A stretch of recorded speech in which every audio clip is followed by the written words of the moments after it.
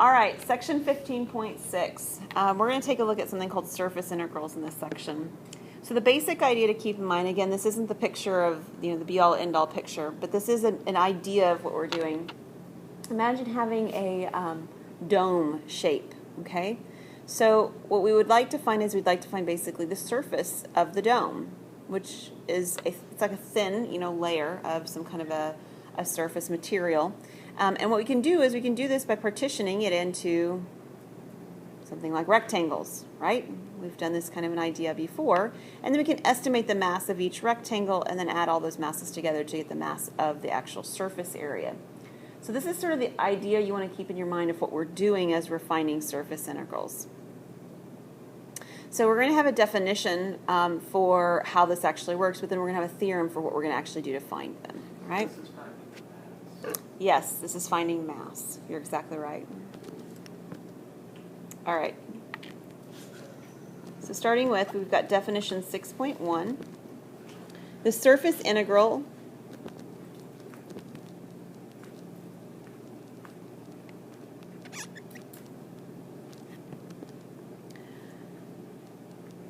of a function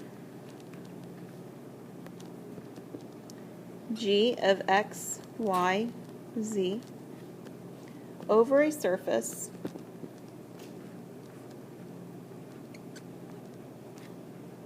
S in R3 is the double integral over the surface of g of x, y, z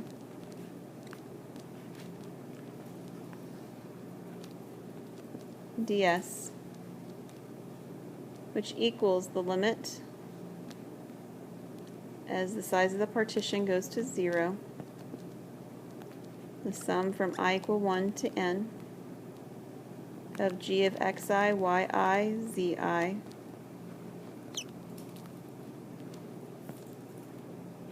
delta si, provided the limit exists.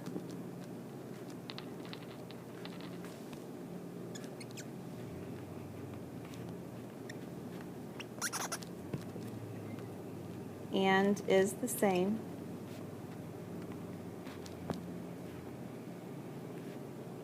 for all evaluation points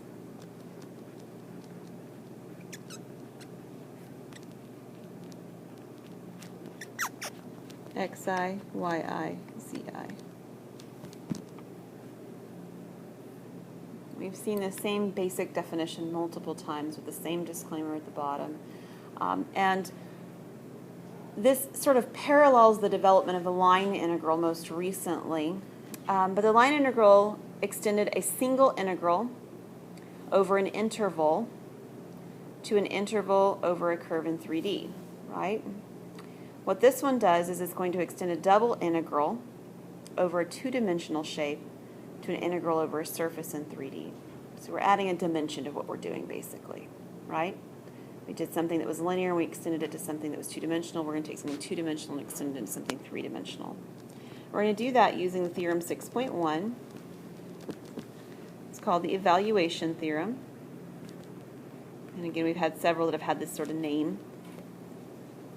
But it tells us how to evaluate these. So if the surface S is given by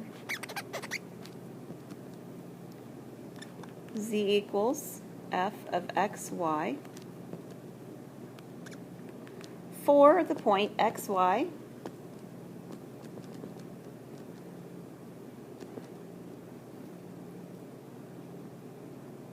in a region R, and the region R is inside of R2.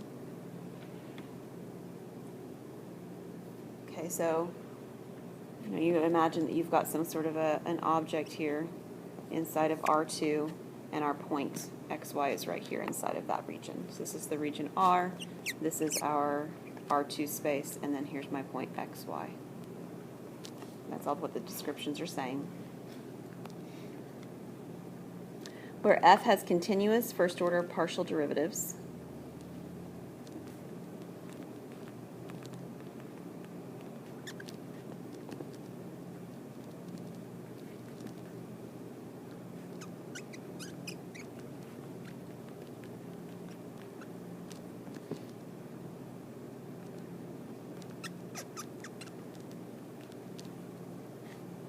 then what happens? Well, then this double integral over S of g of x, y, z ds is a double integral over the region R in 2 dimensions of g of x, y, and then z or f of x, y. They use f of x, y here. You can write z there if you'd like. Times the square root of f sub x squared plus f sub y squared plus 1. Does that look familiar? Yeah. dA. What's that?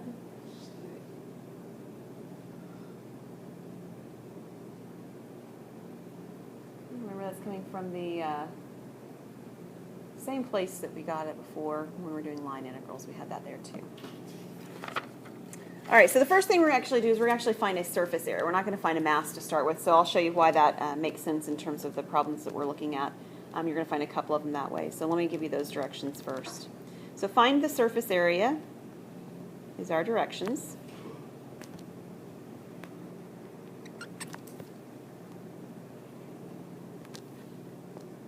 And here is our surface that we're being given as a description. The portion of the paraboloid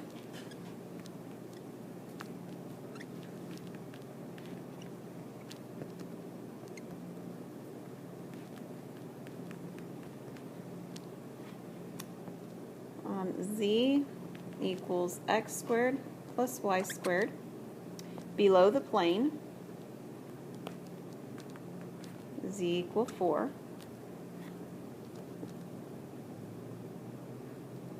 That's it.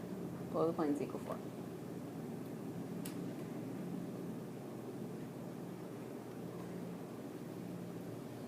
All right, issue number 1 is let's write down what is f of x, y. So what is f of x, y in this description? X squared plus y squared. And we know based on all those descriptions on the previous slide that we're going to need f sub x and f sub y, so let's just go ahead and find those. What is f sub x? Yep, and f sub y, 2y. Fabulous. All right, so what we're going to be doing is we're finding flat out the surface area. So this is like taking the double integral of ds, or of 1 ds. Okay, so there's no function inside of it. We'll make this more complicated on the next example. We're going to put a function inside of it, not just find the surface area, but find the mass. All right, so this is going to be the double integral, according to the previous slide, over r of this square root times dA. So what's going to go underneath my square root?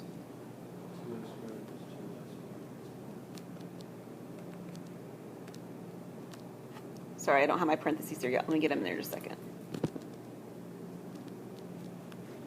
There we go. 2x quantity squared, right? Plus 2y quantity squared plus 1. Okay.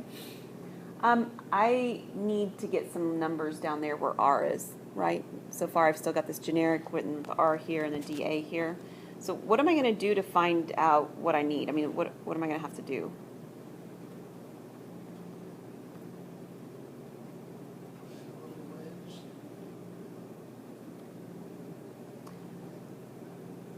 I think it might work to do this not in rectangular better. I think polar might work here better. Why might we sort of be led to do something in polar? Yeah, that's actually a really good description. I hadn't even thought about it from that perspective. Caleb, say that again louder. Well, it's a bunch of circles. Yeah. X squared plus y squared equals z is just a bunch of circles, right? Right? In a parabola form, yeah. The way it's written is a paraboloid. But it's circles, right, based on what the z value is. In terms of just looking at the equations, somebody else was saying, Jordan. Yeah, this form that it's given in right now, you can see the x squared plus the y squared occurring in here in a very nice fashion that we could simply replace the x squared plus the y squared with r squared, and that would be nice, right? So that might also sort of be your clue in as to what's going on if you're thinking about it from sort of a algebraic point of view instead of a geometric point of view. So I am going to need to change this into polar coordinates, or at least that's the easiest way to deal with it. So if I do that, I'll come back and finish the details that I'm skipping in a moment. This is going to be the 4r squared plus 1. But do you remember what happens when we turn something from x, y into polar? You get an r and a dr d theta, right? But you get an r there, and that's really important. Why is that so important? Well, that's true. Without the r, you're going to get it wrong. Thank you so much. Because dA is equal to r. Yeah, and it's also valuable to recognize that the integration that I'm about to do is going to be a lot friendlier with that r there, isn't it? Yeah, it's going to make my integration sort of possible by hand instead of using some sort of tables or a technology device. So I need to do my integral now with respect to r and theta. So, what do you see? 0 to 2 pi for theta, good, all right. What about for r? 0 to 2. 0 to 2, why 0 to 2? Because the biggest radius will be 4, 2. Right, if the z is equal to 4, then that would be a radius of 2, right? Square root of 4. All right, great. All right, so this is what we're going to integrate. We're going to do this using what? U substitution, what would u equal? 4r squared plus 1. I'm glad that I actually chose to do this, and these notes were made before I actually graded your homework from last night, and some of you got stuck at this point, and then you just used technologies after that. So there's no reason that you would need to use the technologies to find the answer. To verify is great. This would be then 8r d theta, right?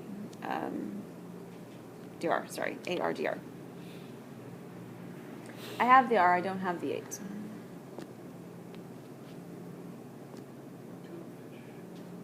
Go fish? Is that what happened? Yeah, I'm going to have a 1/8. 1/8, the integral from 0 to 2 pi of, I'm not going to use r's, I'm going to use u's, is what, u to the 1/2?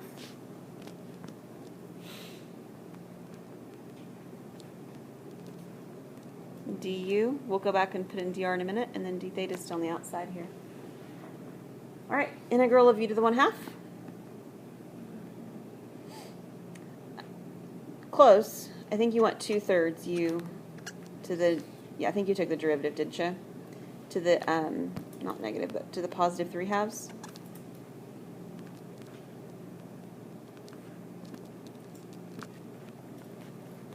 And I'd like to put that back into r and then evaluate. So the 2/3 and the 1/8, I can combine those. So that would actually give me what? 1/12?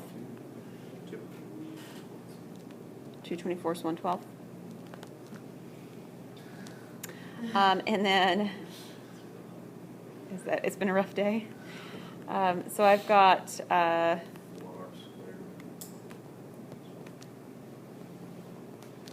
evaluated at 2 and then 0. You have to be careful when you end up with a problem like this because evaluation at 0 doesn't give you 0. This is not a polynomial. Evaluate at 2, what do you get?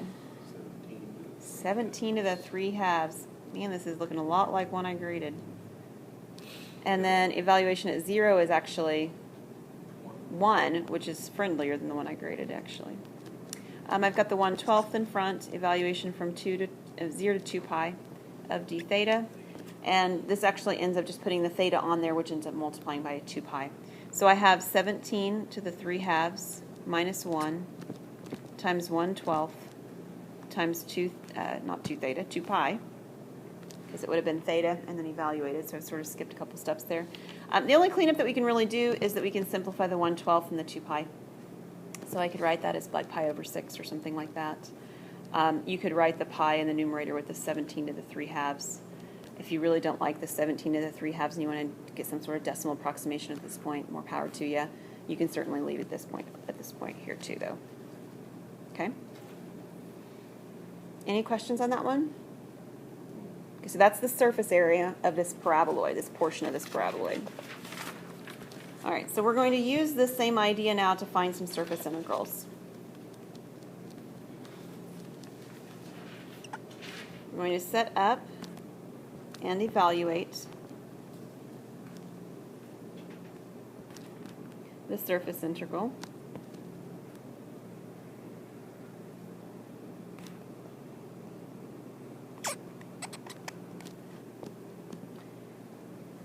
And the one we're going to work with is double integral over S of xz ds, where S is the portion of the plane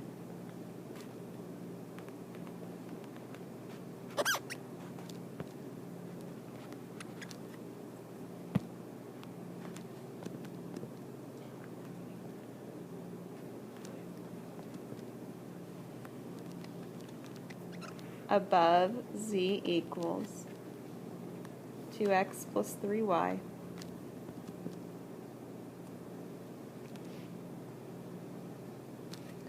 above the rectangle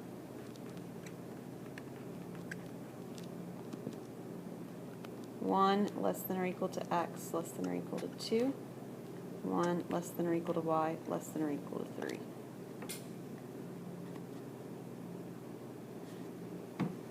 Now we did this when we did triple integration kind of ideas too, where we kind of start in an easy way. We started with something where they're actually giving you the limits of integration, right? They told you x, they told you y, because you're above this sort of rectangular region straight above it instead. So this is a really straightforward, clean one because they give you those limits of integration. You're not asked to find them. So to start with, we're doing the double integral over S of xz ds. And this is the integral from, and it doesn't really matter the order. I did just the order they gave it to me. So the integral from 1 to 2 and then the integral from 1 to 3 of x. And it's supposed to be times z.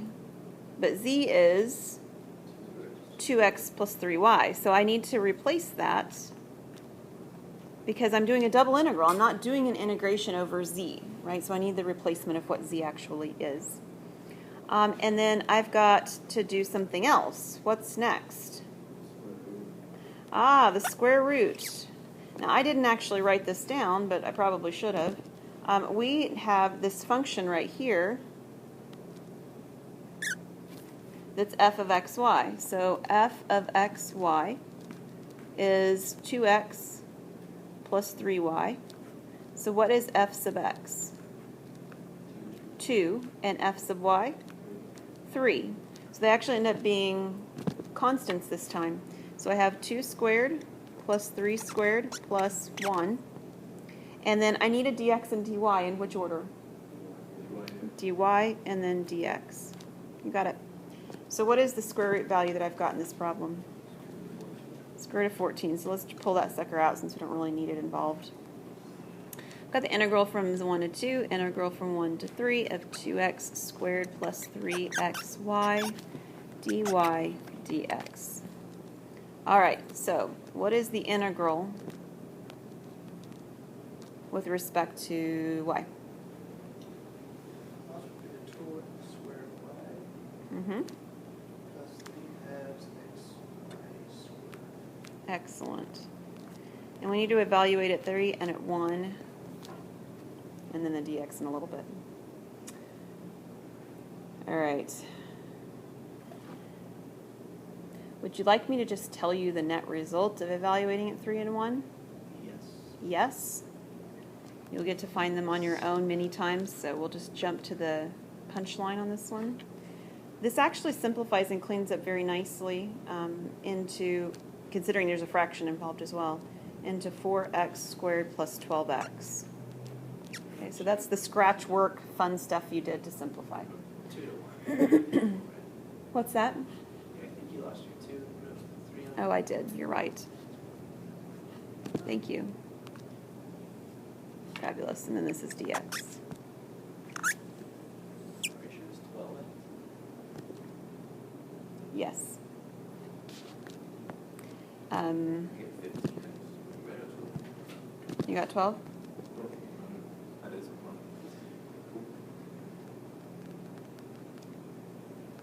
Remember, there's a subtraction between them. So you end up with a 27 halves x and then a minus 3 halves x. Is that what you did? Okay, no worries. All right, now we're going to integrate with respect to x. What's the integral with respect to x? I'll stretch it off 4/3. X cubed. Good. We'll evaluate it 2 down to 1. And again, the fun stuff happens. we actually end up with, simplified and all that jazz, it ends up being 82/3, not so pretty as the last one. So our final answer, anyway, ends up just being 82 square root 14. Not that you would have to necessarily write it like this. The previous line was certainly fine, over 3. And of course, 82 and 3 don't simplify, so that ends up being a fraction as it is.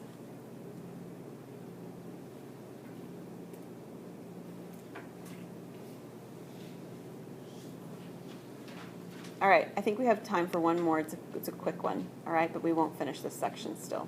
Does that sound fair? Okay. All right, we're going to do number 3.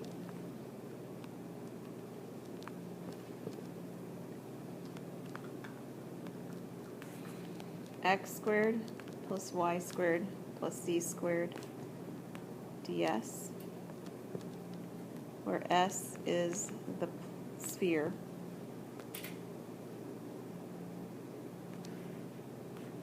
X squared plus y squared plus z squared equals 9. Before I go any further, what do you notice about this one?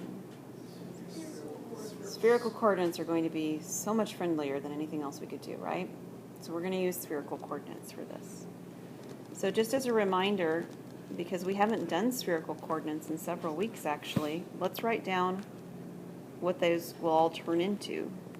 Did you need a triple letter? What would you do? We're going to eliminate the z in a minute, so just hold tight. Yeah, it'll work out okay. All right. What is x in spherical coordinates? Do you remember? Rho, cosine, theta, sine, no, cosine, no, sine. All right. Sine of phi cosine of theta. I'm cheating because I don't remember either. So which order they go in. And then I have rho, and this one's sine of both, right? Mm-hmm. And then z is rho cosine of phi. And it's valuable because we need to know it too, what ds is. Do you remember what happens when we replace things with spherical Rho, coordinates? sine, phi, d phi, d rho, d phi. Rho sine phi d theta. D phi d theta, sorry, left that out. There's no d rho. Did I add something that's not there? Rho squared, isn't I had thought it it was just just- Oh, that's not a rho, that's a phi. It just doesn't look right, sorry. yeah. Yes, rho squared sine phi I thought there was a d rho. d theta. I thought there was a d rho. Should be. I don't have that written down D rho, that way. theta, I wonder why not. We may have to pause on this one and let me look back at my notes on, I was working with that before I made these. Yeah, you're right. Okay, let's actually identify what rho and phi are going to go between for the moment here. Yeah. Theta and phi is what I meant, not rho.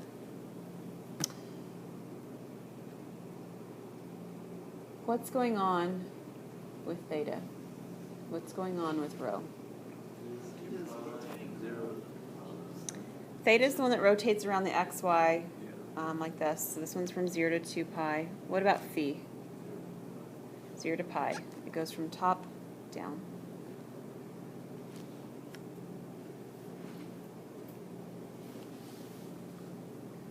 Okay.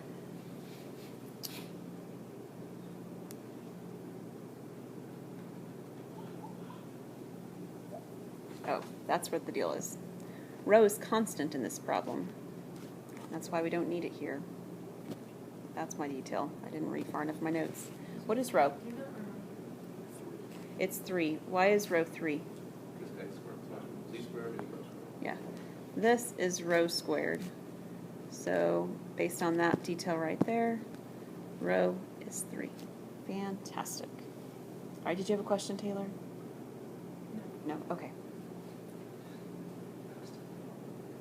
We've got an awful lot to replace. Okay, let's take a look. I don't really want to replace x, y, and z in this particular square root with the x, y, and z I just wrote down, correct? Not really. What would I rather do up here? Hmm? Yeah, this is the square root of rho squared, right? So, or just rho. Agreed? Okay. So let's take a look. I'm going to switch to the next slide because I'm out of space. Well, I can write one more down here, I think, here at the bottom. So this will be our integral from 0 to 2 pi. We'll do theta on the outside this time. And the integral from 0 to pi for phi in the middle. And then I'm supposed to have rho.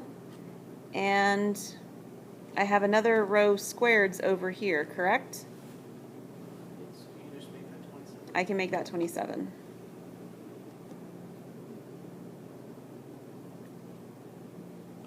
And then I have sine phi, d phi, d theta.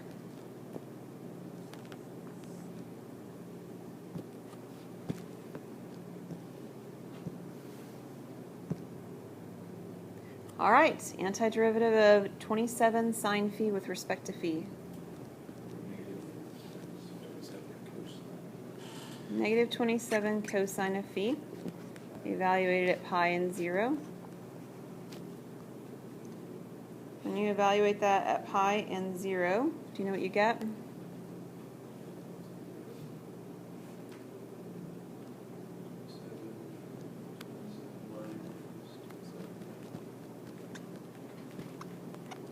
Like this, right? It should be negative what? Yeah, I mean, we get negative 2 on the inside, correct? You negative 1 and negative 1 times the negative 27, so I actually get 54 d theta. And then, again, since there's no theta in there, I would multiply it times theta, which would actually just be 2 pi. I don't mean 5 pi here. 54 here. Times the 2 pi for a grand total of 108 pi. So that is my surface integral for that shape. So what did we just find? We found the mass of the surface. Yes, of the surface as it was described.